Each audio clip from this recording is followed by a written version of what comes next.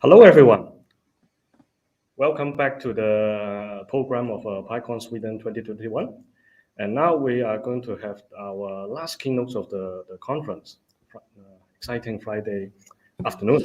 So today we are very happy to have Cheuk Ting who will share with us something more philosophical, like the best way to learn Python, for the absolute beginners and also for improvers. So Cheuk Ting spent 5 years doing computational research in physics, and then she transferred her analytical and logical skills in natural science to data science. She has been a data scientist in various companies, and to follow her passion for tech community, she is now the developer relations lead at Terminus DB. She maintains the Python client and also engages with their user community daily. She enjoys talking about Python in streaming and podcasts like this ones. She has been a guest speaker at universities and various conferences and also participates as organizers for EuroPython, PyData Global, PyPajamas conference, and believing that gender equality, she constantly organizes workshops to support tech diversity and inclusion. In 2021, she became a Python Software Foundation Fellow. So without further delay, I would like to invite Cheuk to begin the keynote. So the floor is yours. Yeah, thank you so much. Thank you for inviting me to this amazing conference again. I think I speak at the PyCon Sweden last year as well. So hopefully next year I can meet all of you in person.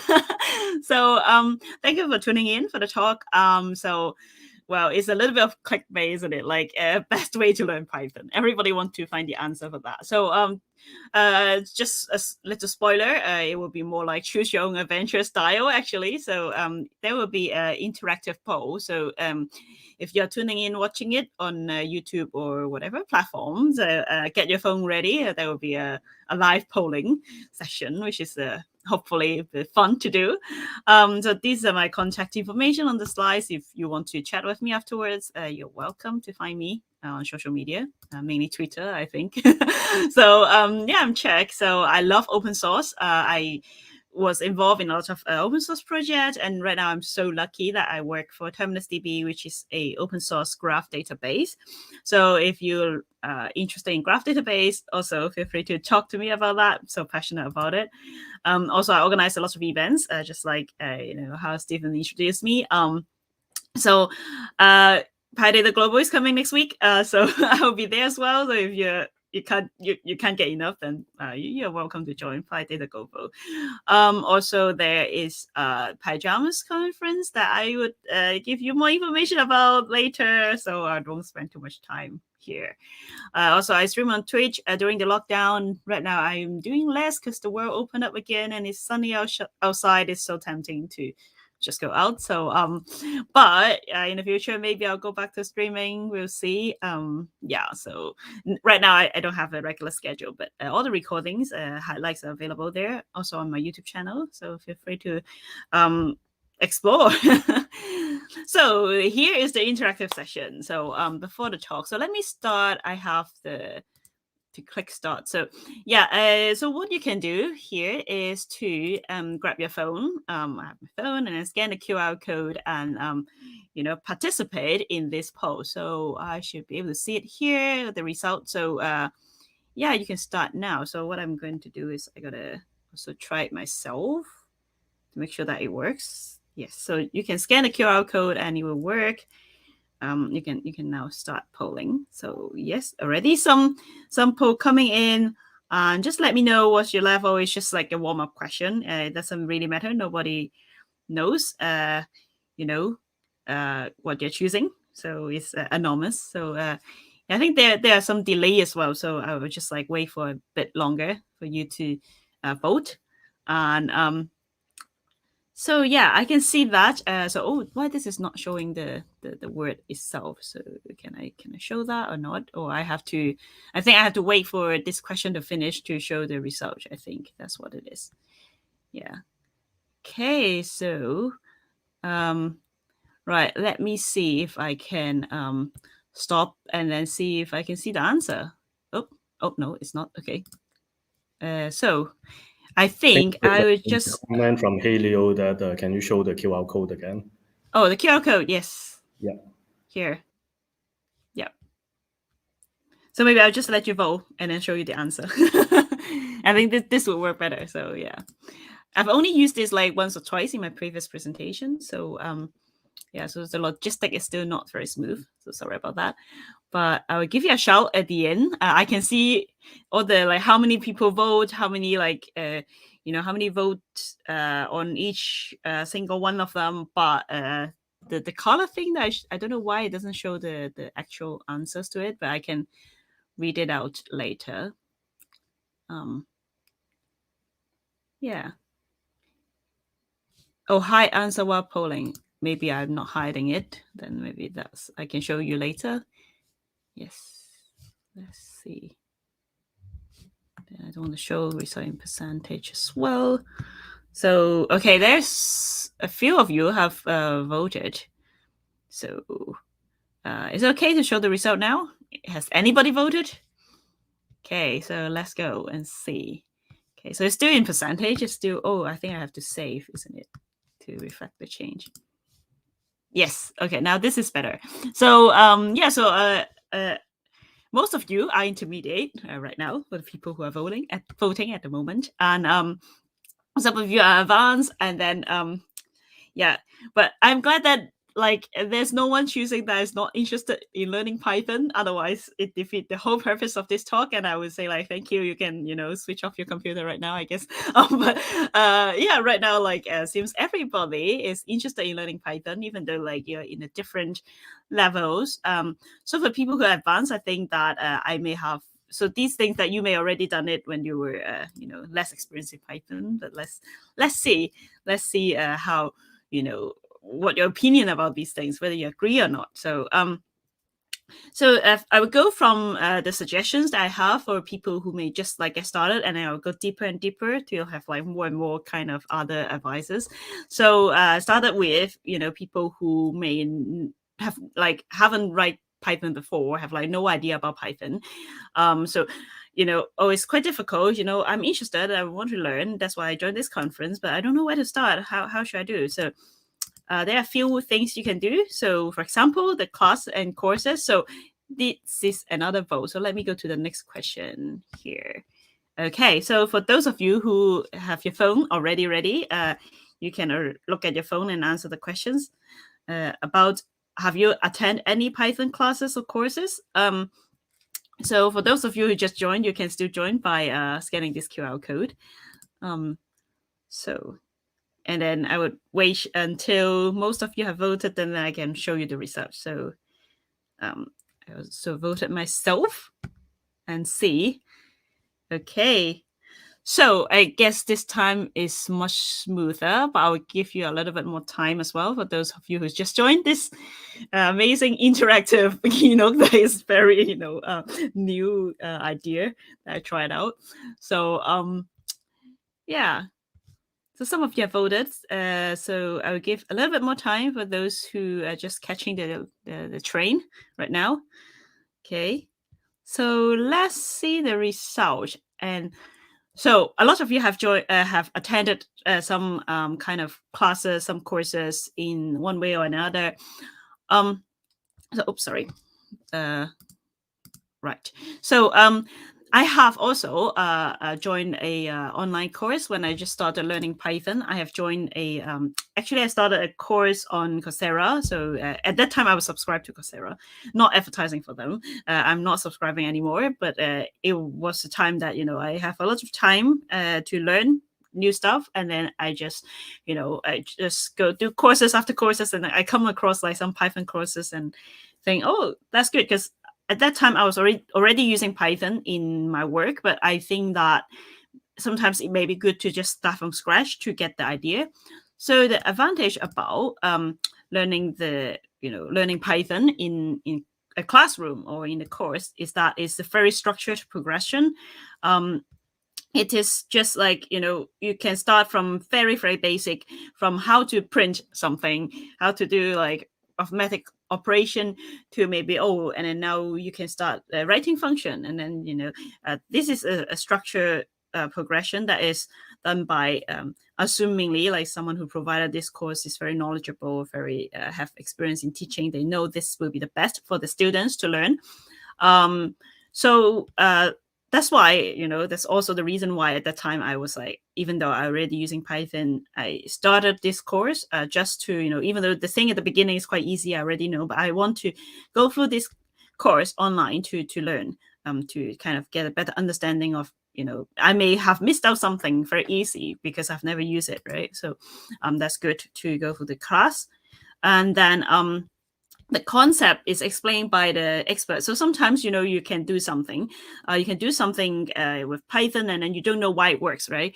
I just copy some code online and it works, But sometimes, when you're a beginner, you don't have a very basic understanding. Sometimes if there's an expert that explains you, oh, actually, this is how Python works. Actually, Python is just, a language that was interpreted by a program called Python, C Python, or you may and then it would just got interpreted into, a more low level code that can execute by the computer. This kind of concept thing, you won't get it just by trying yourself, just by getting, getting your hands dirty, finding solutions online. They're also hands-on exercise. So some courses they offer, I would say that the good courses, they will offer hands-on exercise. They would have homework to kind of track your progress. So it really depends, because I think that maybe some online courses that is free that may not have heavily involved in homework, because they may not have the resources for someone to check your homework or things like that. But I would say that if you want to do a course in Python, start to learn from scratch, try to join one that they would offer you homework, and they would have some way of checking your progress. For example, the Coursera that I did, they have, each week you have a deadline, you have to finish the homework, and then even though I think that it's mostly automated, they would check it by a program or something like that, and then if you really have questions, then you can ask in a forum or something like that. So the tutors will only kind of see your questions in the forum. They won't, physically check your homework. But still, it is a very good way of having the structure to force yourself to learn things step by step and not slacking off. Like, maybe I can play a few more games. It's fine. There's no deadline. But having a deadline sometimes is motivation, like more motivative, like for me at least. I have to beat to work, isn't it? So it's like motivated to make progress, just like the point that I've just made. If you have a class, classwork, homework that you are forced to do something, then you know that you have been there and you can make progress, and then by the end of the course, you have already written some kind of program, rather than maybe just sit through all the videos. It doesn't mean much, right? Because you haven't done anything. So the downside of these classes and courses could be, it could be costly. It could be like, there are free course or online course, that is free available, but the problem could be, like I said, these would be, maybe they have less resources, there will be less guidance. So you may want to look at some kind of course or class offered by university. That some of them may be like less pricey, but some of them can be costly. So luckily, Coursera have the subscription kind of service that was. The homework. Yeah, someone agree. Coursera is kind of affordable, but well, I can only say for myself, right? So I don't know your financial situation. It could also be costly for you. So that could be a little bit challenging of like people who may, not be able to afford any good courses. Also, it can be not flexible. So the online course, usually they have more flexibility. You can do it at any time. You just need to meet the deadline and make the progress. You can watch the video wherever you are, whenever you are free. But some kind of a local, let's say now that we're open up again, and I offer some courses at a certain classroom somewhere here in London where I'm based, then it may not be as flexible as the online one, because some people they may be working, they may have kids, the time that I offer, maybe they can't go to attend these classes, then it's not as flexible as you want it to be. So there's also these kind of things to consider. Also time consuming. Sometimes during my experience when I started my learning the online course myself, at the beginning I have to go through all this video very quickly because I already know some of the stuff. But video, you can skip ahead, but what if it's a class? You can't be like, oh, teacher, could you fast forward? You can't, right? So it could be time consuming if it's not it's very, very generally structured. It's not like really specific about your need, what you want to learn or what you don't know. They're telling you because they don't know what your background is. Some people maybe have some other programming background, so doing this course that was meant for someone who have never done any programming could be a little bit too slow for them. So I think it's more like it's the problem of it's less flexible. It's not very tailor-made. And it also could be outdated because like the course I remember that I found, it was kind of at the end of Python 2, and then I think the course was done in Python 2. So right now I can't recommend that course to you because, well, everybody's in Python 3 right now. Like Python 2 is not recommended, it's dead, yeah, these courses could be outdated, but maybe the university that offered the course may have done a new one that has been updated. But it really depends. It really depends on the instructor or like whoever facilitate these courses had the updated course to meet the most updated information available. So luckily for Python, if you're a big, you're just touching the beginning stuff, it's not that much of a change. But when you go more like deeper and deeper, when you go more advanced, so sometimes there are things that could be working differently for Python, let's say 3.8 and Python 3.9, right? So, so if you go deeper, then this outdated problem could be more affecting more because these small things could change quite quickly. Then not as Python 2 and Python 3 is a huge difference even for beginners, but for advanced users, the even the minor version difference could affect the work that they're doing. So that's the courses, that's online course. How about Meetup and conferences? Like, do you like Meetup and conferences? And then let me go to the next poll so you can start polling. Yeah, really want to hear your opinion about it. So, yeah, so I know all of you are already attending a conference right now, supposedly. But before that, have you ever been? Is this your first conference, first Meetup experience to meet other people in this community? So I'm really, really interested to know whether there will be newcomers here today. So I'll let you poll. So yeah. Again, I'll give people time to vote, and QR code is here. If you just joined this talk, or if you hasn't been participating and now you like say, oh, it's quite fun, then you can scan the QR code and join. So I'd like to see that. Oh, actually, wow. Okay, I see that there's like there are some kind of interesting things here as a result. Yeah, so okay, so this is again the last call of making your poll. So if you have to, so some of you already done it. You might have to reload the thing on the phone. So just click reload and do it. Yeah. So okay, I think that is the time to show the result here. So actually, there is a few of you that have not been to any meetup or conferences. This is your first one. That congratulations, you have just done something amazing. You have attended a conference. You have been involved in the community for the first time, which is very, very good. So Meetup and conferences, it's like something very dear to my heart. It kind of, because during my Python journey, if it's not as fun if I just do the online course on Coursera, right? Because I'm learning myself. Well, they have a forum there, but mostly people just ask questions. But what makes it be really fall in love in Python is that I joined some local meetups. At that time, the world is still, people going out all the time, so I have this a lot, I based in London, for those of you who don't know. And Yeah, Pie Ladies, Shockom. Yes, give them a shout out. So yeah, for those of you, yes, for those of you, who who may be like, if you're a gender minority, you think that, oh, I'm not a tech bro, then maybe Pie Lady is something that you're interested in.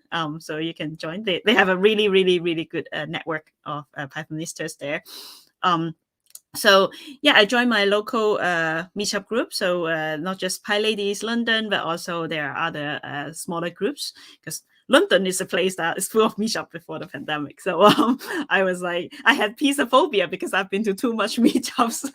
So now I'm recovering. I can have pizza. I made pizza myself as well. But before I was like, no, I'm not having pizza ever, except meetup.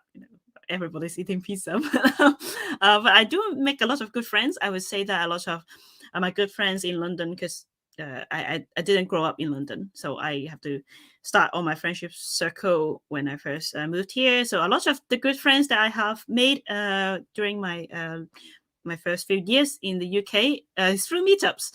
They are Pythonistas, and also I have some amazing friendships during my hard time that they're not just there for Python, they're there for other things as well.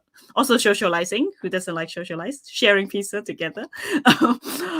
Also meetups, because there are a huge variety of knowledge. So from data science to not web design, but like maybe something like Django, a web kind of oriented thing, or not even just Python as well. It could also be like how to use XYZ with Python, or these different kind of knowledge that would be available, because different meetup will have different themes. Every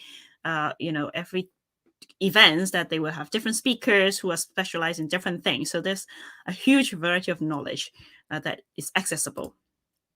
Also, staying up to date, because, well, if the speaker will probably give you most updated information, and also they're expert in their field, right? So they would be up to date too. So if you ask questions, they would probably can give you the answer that is that's most up to date. So yeah. Oh, there's like a golf pie. Yes.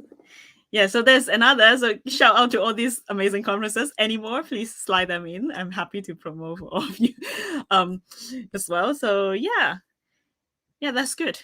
So also, well, it's free. Meetups, most of them are free. Well, conferences, they may have a price because, well, it takes more to organize a conference, right? They need more resources. But if you sometimes your company may sponsor you to go to a conference. I've done that in the past. Well, right now my job is to go to conferences, right? But in the past, even when I was a data scientist, my company paid for everybody to go to PyData London. Well, not everybody, but the people in the data science team to go to PyData London. So well, it's free access and also free food. Yeah, so if you go to a meetup, usually they will have sponsors, they will have amazing pizzas. But yeah, also conference, they would usually offer lunch. It depends, because nowadays maybe because they want to reduce food waste, so it may work differently. But some events they offer free food as well. Yeah, so but there are disadvantages as well, just like anything. So it could be less hands-on, because like a lot of meetups, they would just be talks like this, streaming, so you can watch it while you're well, if you're in a room together, you can't watch it while you're doing other things. But right now you have the advantage of watch it and doing your house chore, I don't know, or having lunch. But the thing is that you don't really like get to work on things, right? Well, except sprints. Sprints is something that I really, really like. So sprints are actually a term used for well, if you work in tech, you know that sprint usually means that we have certain goals, that we have certain tasks that we need to finish very quickly. So we sit together and try to get it done quickly. But we kind of expand this term in meetups as well in the past, before the pandemic again. So we have the London Python Sprints, which we sit together to contribute to some open source project. And it's a really good way to learn how to really do some stuff. I learned a lot about pandas. My first contribution was to pandas, even though I just try to write some doc strings. But even the format of doc string is an art, right? I made a lot of mistake when I did that. So so most meetups, it may be less hands-on, but some of them could actually be a hands-on workshop, right, or a sprint. Then actually this won't be a problem. Also, it may not be so accessible. Like you still have to travel, even though it's your local meetup. You may still have to, take a public transport to go there. So, for people who may not be able to travel because of their health condition, for example, then it may be not as accessible as online conferences. For example, if you travel to a conference, then again, there be a lot of reasons why people can't go there physically, like visa reasons, financial reasons, or again, like health reasons that they can't travel. So that could be a problem. But online conference solve all this, right? Like online conference, you can just enjoy it at home. So, well, it's a disadvantage that I'm just trying to think that it could be, but it could be not. So, also, it could be a bit difficult to follow for beginners sometimes. So some conferences, the talk in a conference, or some meetups, they will say like, "Oh, this is for beginner friendly," but still, beginner is still a spectrum, right? So some of you maybe I've never done Python before, but some of you could be, "Oh, actually, I've done a few, exercise with Python already," but they still consider themselves beginners. So that could make it a little bit difficult. For example, if they assume that, oh, you have a little bit of Python experience, but you are still considered beginner, then for people who have zero experience, then that could be, oh my god, like I haven't even downloaded Python yet, how can I get Python, so that could be a little bit difficult. So those are like the most things that I think really, really like true beginners can do. But there are also like people who may, I consider myself intermediate. I'm not advanced yet. So some of you may be, oh, I've used Python at work, so I'm very comfortable using Python, but I still, want to get more out of Python. So what I can do. So let's do another vote, and I would go to the next question. So everybody can use their phone, amazing phone again, and vote. So yeah, and then so yeah, how do you feel like about online? Do you like looking for answers online? I think this is like most developers would do, right? Oh, we don't have a help desk because we are the IT help desk, for example. Then we just have to find the answers ourselves, right? So so what do you think about that? Do you think it's good, or do you think that is not helping you at all? It just takes so much time, and so what are people's experience? What do they think about it? So let's have a look. So yeah, the opinion I would say that is tends to be like, yeah, I think again it's like because we are developers, we all like kind of do this all the time. So maybe we have better skills at looking for answers online. So we kind of tends to think that is effective. So one person think it's not very effective. Sometimes it's the case. So yeah, as someone mentions Stack Overflow, of course I will mention Stack Overflow in the talk later. But let's go back to the slides first. Okay, so sorry, my animation kind of failed me. Ignore that. So the good thing about online Googling is that, well, it's free, right? Like, if you have internet access, and most of you will have at work, I guess, you may already have internet service at home because, well, we are living in a world that is very convenient. I can't say for everybody. I know that there's still people in some countries that internet access is still a thing that is quite difficult to get, but I would say mostly for I assume that people living in places like London, like from my experience, it's like mostly free. So you can look for specific answers. So you don't have to learn from scratch, from all these steps and go to like chapter 5 for that thing. You can just, type in, oh, how do I do this in Python? And then the answer will pop up, hopefully. Most of the case it does, but sometimes it doesn't. Stack Overflow, of course, have a very good Q&A. So a lot of times the thing that pop up when I ask a specific question, how to do this and that, there will be someone asked on Stack Overflow and there will be someone answered. Also, people will update the answer as well if things there's updated. So sometimes I see like, oh, this is the answer, this will solve it. And then someone will say like, oh, actually right now as of Python 3.9, you can do it like this. So it's, oh, it was good. some blog posts can be very deep. Sometimes I look for more advanced topic than some very knowledgeable and kind people write some blog posts that is accessible for everybody, can answer very, very deep questions. That's really, really good. They explain things almost like a class that explains all the details. That is amazing. But the bad thing is that you have to ask the right questions. So yeah, sometimes the first thing that I type in the search bar, it does not work at all. It gives me a lot of things that's irrelevant. I have to refine my questions to get the result. So sometimes asking the right question could be an art itself. So also it could take some time, sometimes, like, for example, the blog post, it explains everything, but what if you're working, you just want a quick solution very, very quickly, then you have to read through all of them. I'm not a very good quick reader to say, then sometimes it could be a bit challenging for me. Also, there's no fact check, so something like Stack Overflow could be a little bit better because there's lots of people there to monitor it and to to say to correct if the answer is not correct or something. But sometimes if it's someone just post something, right, maybe a blog post that, well, it could be, again, outdated, and then it works in a lot of time. It happens with for example, pandas. So when I was a data scientist, so sometimes I'm using a newer version of pandas and someone suggested doing that, but it only works with the old version, so it totally doesn't work for me.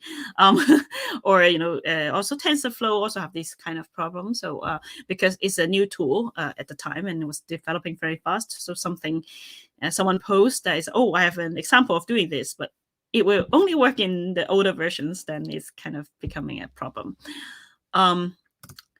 So, and then the next thing is, this is the fun stuff, self-investigation. So what does that mean? So let me go to the next poll question first. So I just recently I realized that a lot of times, instead of just going online and look for solutions, I found it actually the solution is at my hand. I can just like crack open Python itself or to find it. So, but I would like to know how comfortable you feel about it. It's kind of related to the first questions that I asked, but I think that also, like, it depends on how you feel about doing that, right? How you feel about diving into the source code. Do you feel comfortable doing it, or like do you think that, well, I don't know what I'm looking at, right? So even though you may be using Python for a long time, you kind of have some understanding about Python, you still can think that, oh my god, the source code world is crazy, it's scary. So let's see. So yeah, nobody thinks that they knows everything. Well, of course, I think even Guido himself would say, like, oh, well, I have a team of core developers right now. I don't oversee everything. Also, yeah, I think even core developers, they would be specialized in different parts of Python. So sometimes I do have core developer friends. I have to know that what area they're in charge of, so I can ask them the right question. Otherwise they'll be like, oh, actually I don't know. So okay, maybe ask someone else. Yeah.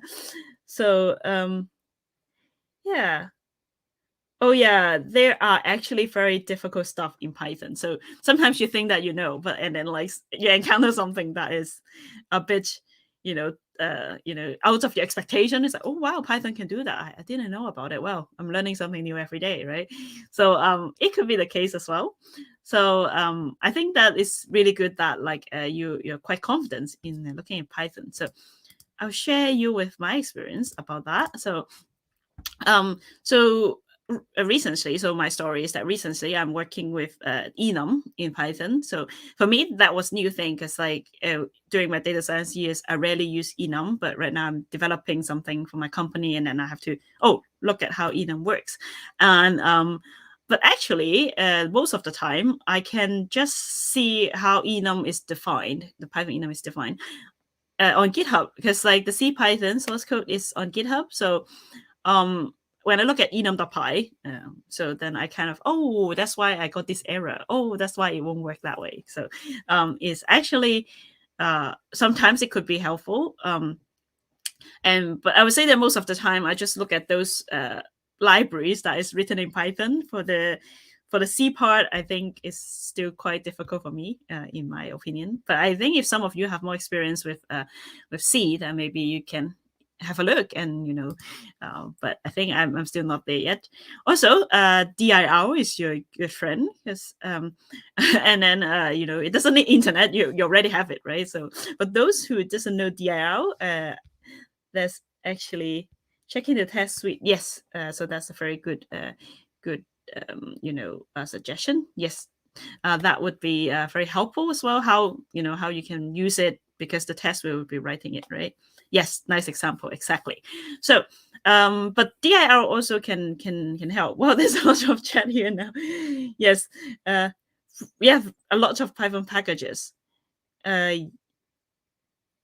Yeah, so I think that I'm here just to say that in the Python interpreter in general, but of course you can apply the same thing with the other packages. You can for example, pandas, sometimes you can dive into their source code and have a look, and this is why it doesn't work, this is why it works. So again, dir doesn't even need to go to GitHub. For those of you who are new, if you have a Python object, you can use dir and look at what's available. For example, I have a string, so I want to know what operation I can work with string. So you can use dir and see all these available methods that is available with string. So it's very useful. So it will stick with you for longer when you find out the solution yourself, rather than someone telling you. I don't know whether people feel the same. For me, I feel exactly the same. That when you kind of find the solution yourself, you will remember it better, because your thought process is built that way, kind of. So you kind of you won't forget it so quickly, instead of just I found the solution online on Stack Overflow, copy and paste, and that would be, I would have to look it up every time because I can't remember. Also, you feel smart. That's a plus. Well, who doesn't like feeling good about yourself? So you'll feel very smart if you figure it out yourself. I don't have to ask people. I just find it myself. It's you feel like you're Sherlock Holmes, right? You're very smart. So that's good. The other bad thing would be you need to know where to start. Sometimes you have a problem, then it's kind of, I don't even just the other audience said, there's so many Python packages, and I don't know which part, which bit fall apart. So you really have to have some skills of pinpointing where it have a problem, and then to look it up there. But for me, that's the fun bit as well. But but for some of you, it could be very frustrating. Yes, PDB. Yes, exactly. That's correct. So can be even more confusing. So for people who are not comfortable with Python, who just started, it could be, well, I don't know, why is this source code doing this, and then you kind of, it could blow your mind, and then you can get very confused. So I would say that this is also something I would recommend for more advanced, at least intermediate users. Also, it can be hit or miss. You can figure it out within 15 minutes, then you feel very smart. Or you can spend a whole day, scratching your head, and you feel really, really frustrated and not happy, not feeling good about yourself. So these are a few ways to kind of learn Python, I would say.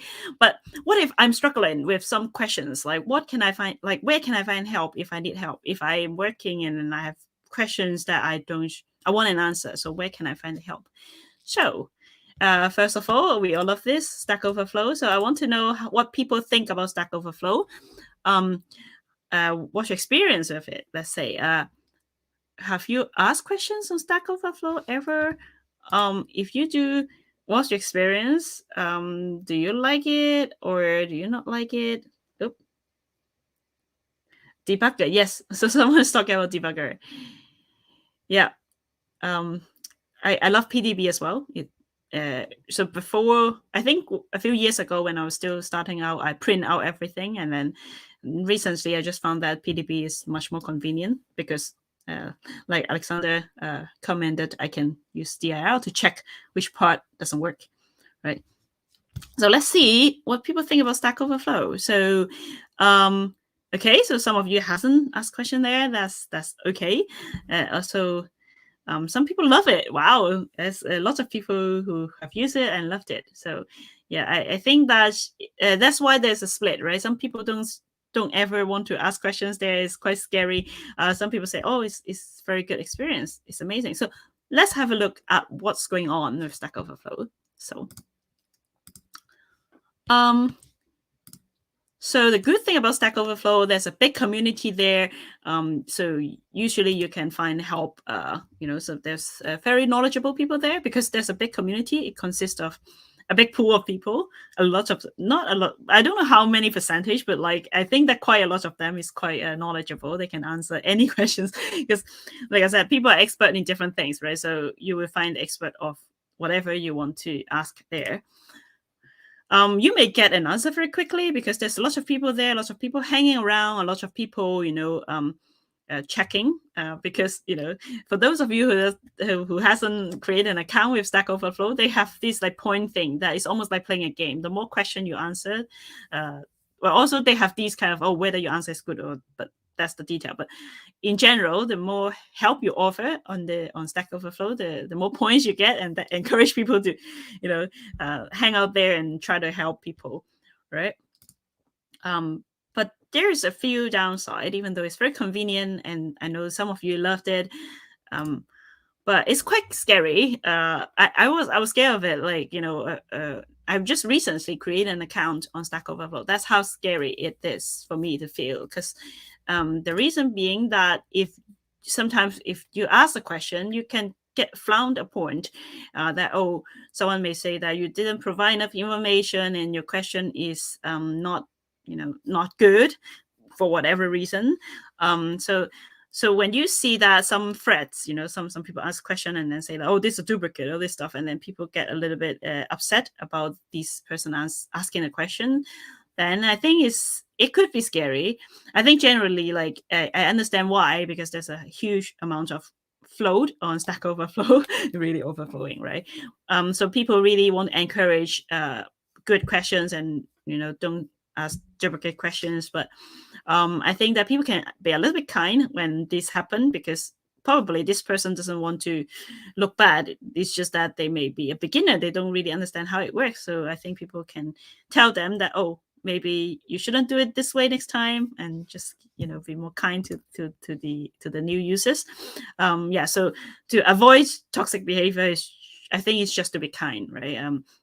So sometimes it could be quite toxic if if people are saying that, you're not even questions. Sometimes like some answers get criticized as well. So I think it could be a little bit toxic sometimes, but most of the time I think that now they are trying to improve. But I still heard that some people, they have bad experience there, which is very sad, because I think it's a good idea, but it's just that some people forget that the person who are asking question or answering question, they are a person, and you have to be nice to them as well.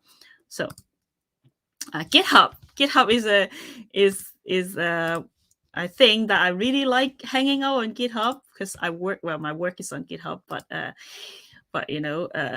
GitHub is also a place that I found is like quite interesting, especially in Hacktoberfest right now. For those of you who don't know, like, Hacktoberfest is a kind of event to encourage people to contribute to open source in October. So it's kind of named after, it's Oktoberfest. So some of you know Oktoberfest, right? So Hacktoberfest is kind of a play with word of that. So there's a lot of things you can do with GitHub issues. I think at the beginning when I started using GitHub, and then people would just use issues to report bug, and then it's just expand to different things. I think there's a lot of things like, just fun stuff. I have seen like things that is quite interesting being put on issues. Some people have a discussion there or ask a question there. Right now, I think GitHub offer discussion separately, so you can convert an issue into a discussion rather than it's an issue. So I think most of you report a bug. This is what an issue is supposed to be. Some of you hasn't opened an issue before, so don't be scared. because I think GitHub is more beginner friendly in my opinion. So sometimes if you ask questions, so sometimes something doesn't work, right? You could be like, oh, go to that repo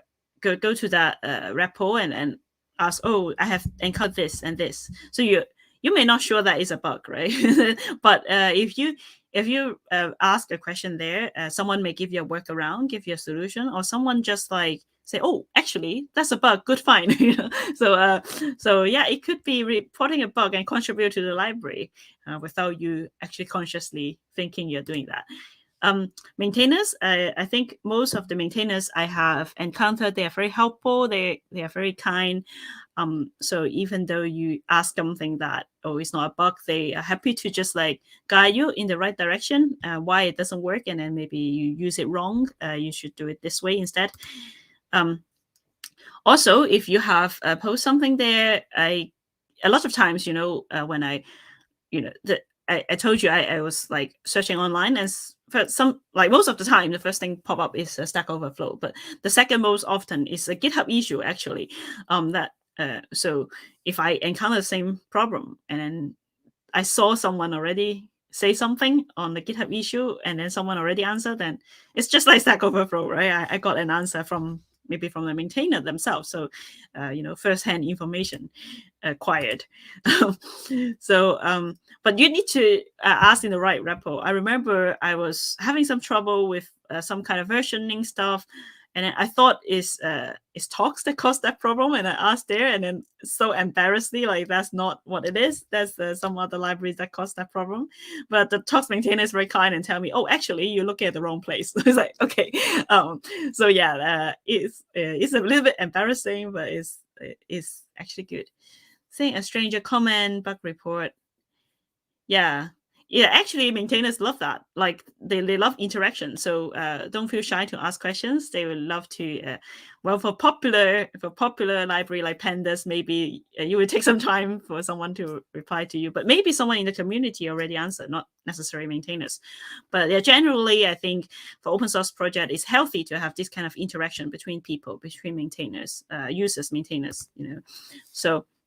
But like I said, if it's a big library like Pandas, for example, or NumPy, there's only a few maintainers maintaining a giant library that a lot of people use. So there may be a lot of issues coming in every day, and they are generally quite busy, and they can't get to you as quick as, for example, someone on Stack Overflow. Then you have to have a little bit more patience. Also, for some smaller libraries, that could be another case, right? There's only one maintainer, they have a full-time job, and this project, they may have been, the project that they have not paid attention for a while now. I have things like that. I'm so shameful about that. But so yeah, it may take quite a while for someone to answer your questions. So too many channels to report bugs. Yes. Yeah, so sometimes, people overlook stuff. So yeah, for example, even for me, like today someone just pinged me on Discord and say like, oh, I have this pull request, could you have a look? And it was 2 days ago. Well, I wish that I could check that every day, but sometimes I'm a bit like distracted by my other work stuff. So sometimes it could happen. So it could be a little bit frustrating to get your message to the person to make them realize that you have a problem, or you make a pull request even. So Discord is a new stuff that is that I just know about, during the pandemic. And so I don't know like how Discord is for you. Do you already know about Discord and a big fan of it before, or are you just, you don't know what it is? So let's see what you think. So yeah, so there's no gamer yet. I'm a little bit disappointed. I want to see like hardcore gamers saying like yes for Discord. But yeah, so I think there's one gamer, yay! So yeah, but some of you have heard of it but don't have an account. Some of you don't even know. So for the one person, or maybe some of you who are shy to say that you don't know. So Discord is kind of like Slack, if you know Slack. So it's an online chat platform that people can join and then can send message to each other. So they can also have voice chat. So I would explain it as like Zoom plus Slack is is more or less a Discord. So some of the libraries right now would have a Discord channel, including us, like TermisDB. We have a Discord community there. People can come and ask questions.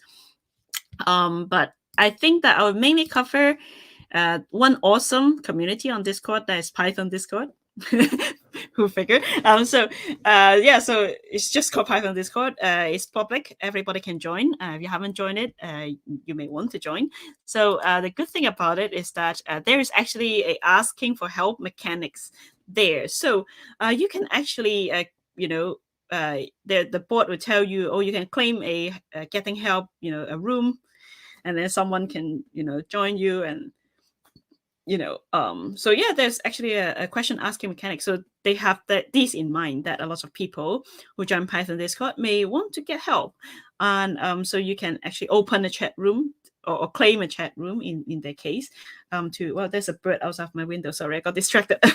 So so they so you can actually do this to claim a chat room and and ask question there, and then people can join this chat room to help you, which is you feel like the king of the world, isn't it? The huge community there. Again, the community is very big. I don't know how many people they have, but it's quite a big community, and it grew bigger since the pandemic as well. Also, there's voice chats. So if you find some people that are happy to have a voice chat with you to help you out, then you can do that. Well, it's not always the case, but if someone happy to have a voice chat with you to help, so you can even like share screen if you agree to do that as well. So that's quite good. But the bad thing is that sometimes, because it's a chat room, so it's not as organized as issues on GitHub or StackOverflow, that each question is a thread. You claim the help room, but after you have used it, then it will be open for some other people, so they would come in and ask other questions. So it could be quite difficult to follow. So you won't be necessarily like looking for answers there, but you would have to ask questions. So it's not like GitHub or Stack Overflow, you can look for the answer. So also it can have a bit of a noise. It could, there's a lot of people there, you don't know their background, so some of them are actually younger. I don't want to like kind of pinpoint, but like I would say there's some younger user. They would be like, they have more time, so they would love to message people, want to make friends, but sometimes I feel like, oh, sorry, I'm a working adult, I'm quite busy, I'm not going to make friends with let's say someone 12 years old, and even though I'm happy to help with some Python thing, but I think it's better if they go through this help mechanic themselves rather than having a private chat. Discord is the new IRC. Yes, it's exactly like that. Yeah, quick questions. Yes, that's where you can find help. So you just go to the help chat room, then you can quickly find solutions. And also, I know that none of you would do this, but like sometimes I feel, this is my feeling, right? So like, please don't direct message me. Now I've disabled it, so people can't direct message me anymore. But before I open it, so if people who know who I am and specifically asking me to help their community, for example, invite me for talk, I'm happy to do that. But because of a lot of noises, sometimes I have younger people who want to be my friend, and then I was like, sorry, I don't want to be your friend because I'm a working adult, and you don't want, you want to meet other kids, right? You don't want to probably be my friend, probably. So I was like, and then now I have to disable it because I get direct message almost like once other day or something. Is a bit too noisy. So but yeah, use the help mechanic. This is quite good. I think they have done a very good thing. But be prepared if you join Discord that sometimes you're out there with connecting with a lot of Discord users. So sometimes people can contact you for different reasons. And finding a mentor. So this is the last thing I want to cover before my talk ends. So let me quickly start not the second to the last question. So finding a mentor. I have a Kung Fu master at the background because I do have friends that I consider them a mentor, and then for me it's just my picture, like their picture in my mind is like the Kung Fu master. So yeah. So do you have friends that you consider a mentor? So yeah.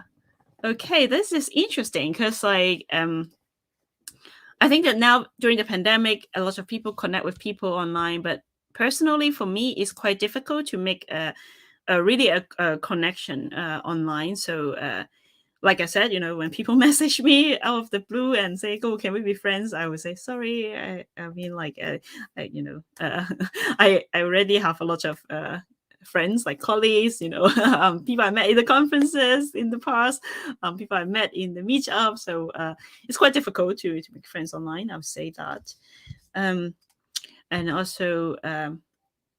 Yeah, like I do have friends that I consider a mentor that I've met in person in the past in the conference. So a lot of you want a mentor, of course. Everybody wants a mentor in Python. So okay, let's see. So finding a mentor, like I would consider yourself very lucky if you have one. I'm very lucky. I have one. So they can also be a best friend. So like I said, this specific friend, I'm not going to name him right now because I feel a little bit awkward, but yeah, like I think that we also have friendship beyond just Python. Also, we sometimes he also live in the UK, so sometimes we hang out. I would visit them, and then I've met his family as well. It's very awkward. Yeah, so we have very good friends. We're good pals. We hang out a lot. Well, I wish. Well, if we live very close, we would hang out all the time. I think. So we also support each other, not just Python, but also could be other support because they're your friends. They could also support you with other things as well. But that's very personal. It depends. But it could be a possibility. You make a very good friend that they could give you support in your life. Personal connection. That's something that we all look for. We realize how important it is after the pandemic. I would say that. Oops, sorry, work. Yeah. Okay, so the thing is, like, it's quite difficult to have this connection with someone that people are very busy, and if you ask questions that they may not be able to help you, right? So sometimes they will be very busy, and it's difficult to, oh, can you go out and have a drink and I can ask you a question. It's like very difficult, right? Especially during the pandemic. Very difficult to find someone in Python. I guess when the world opening up again, we are having more interaction in the community. You may be able to find one, but right now it's quite difficult because everything is done online. Also, it's a relationship that you may want to maintain. If they become your friend, you may want to, if they don't live too close, for example, you meet this amazing friend in the conference, they are very knowledgeable in Python, and then you ask them questions sometimes, and then you have developed a very beautiful friendship. And then, but because they may live somewhere not near you, you may want to maintain this friendship. You'll be like, oh, you can go to the same conference every year or something like that. But during the pandemic, again, it's very difficult. You have to really make effort to maintain this relationship, this friendship with this person, because we are all human. We like to make connection and have friendship with people, right? So which one are you going to try next? This is my last question for today before it ends. So yeah, I hope this will be very useful for you. So let's say what you want to try. Yeah, someone said like they want to investigate. I think that I would really I'm really like looking forward to go to my local meetup again. We are trying to, so the friend like that running meetup with me locally, we're trying to have some again, but it's I feel like I need training wheel again to start all this meetup because we haven't done it for so long. Yeah, so it's good. It's good. So finding a mentor, why nobody want to try that? Come on, try. Yeah, I think it would be easier again. Like if we meet in person, you may be someone knowledgeable, and then you kind of have this amazing friendship with them.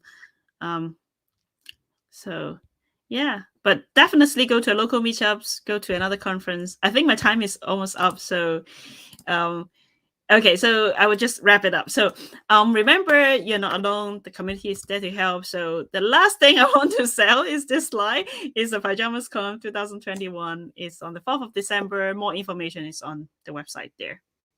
Take a snapshot of it and Google it later. I don't have time to tell you everything, but yeah. Okay, that's it. Thank you very much for this very interesting and also very interactive keynote. So unfortunately, we don't have time for Q&A, but we already had quite a lot of interaction in the comment section.